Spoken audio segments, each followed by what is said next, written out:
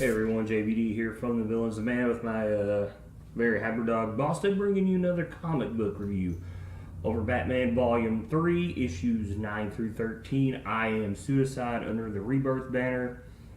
There's not really a whole lot to this story, and it's more a filler. It's better than the Monster Man for sure, but having Bane in the story, I thought I'd be more excited. But it's basically, I guess, just to lead on to a confrontation with them later in the series.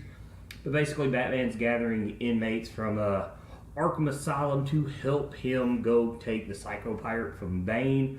And each of these inmates will be treated better once they help him, which we've got the Ventriloquist, Arnold Wesker, we got Julian Punch, Bronze Tiger, and Catwoman.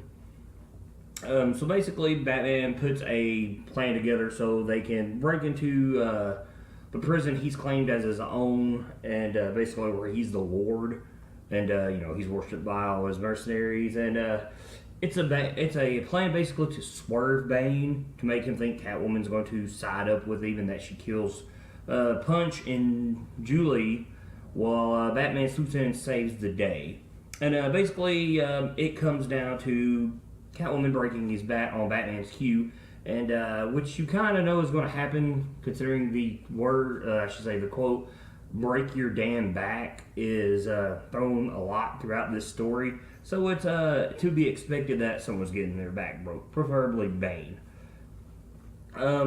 Which does happen at the end. He's off Venom, and basically he's going to use Venom to basically heal himself so he can go get Batman by the end of the book.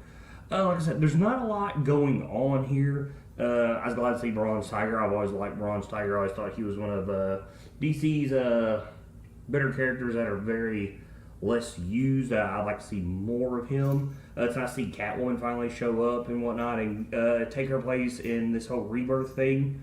There's some interesting points here. I think it's in issue 10 that Catwoman, it's basically through her eyes, and it's a letter that she writes to Bruce. And you learn that she has killed 137 people. That's what she's in Arkham for. 137 murders. But you can find out the orphanage she was raised in was bought out by Bruce's parents. And it was bombed by the Kondak Dogs of War, who claimed to do it. And basically, as she grew up, she took it upon herself to kill all 237 members of them. So that was pretty interesting. And basically the letter to Bruce that she writes is about that, and how how they're different but they're kind of the same. And every time they kiss, the pain of loss that they both feel goes away, and they feel connected. And then later on, which I think is, that's issue 10, I think it's issue 12, you get a letter from Batman that's basically kind of the same thing. So they're making the love triangle between them two very apparent in this story. Also, as you're this letter with Batman, he basically says, "I am suicide," where he had cut his hand as a kid and made a pact to get rid of criminals. And basically, it's that he committed the suicide of Bruce Wayne in a sense, like just to become Batman, to dedicate his life. So I thought that was kind of interesting.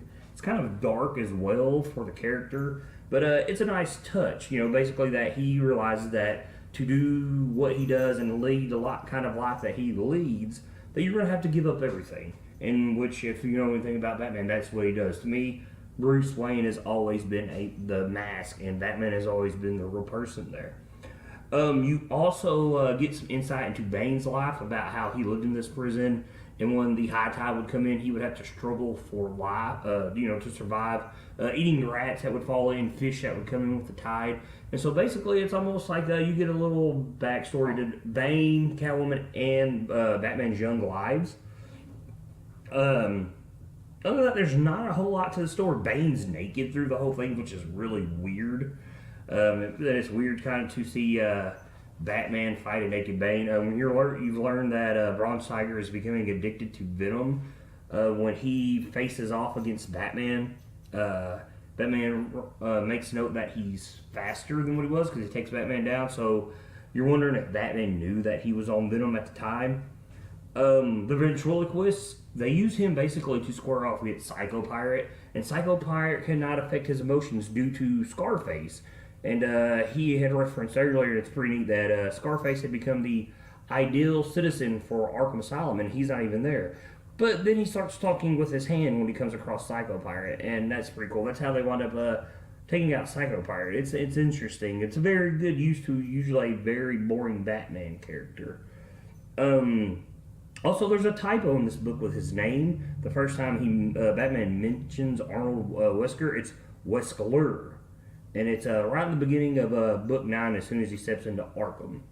So by the time this is over, he's captured a Psycho Pirate and he's going to cure Gotham Girl of the fear he has over her. So I'm curious to see what they're going to do with that character. Another little Easter egg, you get a Legions of Superhero Easter egg from a Jane Doe. I'm not big on the League of Superheroes or anything like that, so it's something I just really didn't care about. But obviously, it's leading up to the big Doomsday Clock Watchmen thing we're all been expecting since we've seen hints of Dr. Manhattan in the DCU. But otherwise, I was kind of disappointed. I expected more out of the story, but due to previews, because preview spoils everything, we know this I Am Suicide is the first arc, and eventually we get an I Am Bane arc. So hopefully that's more of a confrontation between the two, because when Batman shows up, it's kind of weird that he keeps doing the whole, I'm here, if you give me Psycho Pirate, blah, blah, blah, if you don't comply, I'm going to break your damn back. And even Catwoman mentions it. It's weird that Bane even tries to break his back. And it's almost like Bruce is in this state of mind because he keeps repeating it, and he winds up fixing his own back. And at first I thought that maybe it was some type of cyborg, but no, it was Batman. He done it all just so he could get into prison to let Catwoman and the rest of them in. So I thought that was really neat. I'm still not sure why he would do that, because during this time in the book, once they get in, everything's kind of really muddled together and everything happens real fast, and it seems like it's all out of place. And it gets a bit confusing, but you can still follow it. It's just muddled. It's real muddy. It's not what you would expect from this series, but since Tom King's been writing it since issue 1. It's a really different way to tell what was going on based on the last 2 stories he's wrote. So I would give this a pass. Like I said, I think it's more a filler, and I think it could have been told a lot quicker. But obviously, they're leading up to the love story with Bruce and Selena, as he kisses her towards the end, and she talks about how the pain goes away. So eventually they're going to wind up getting together.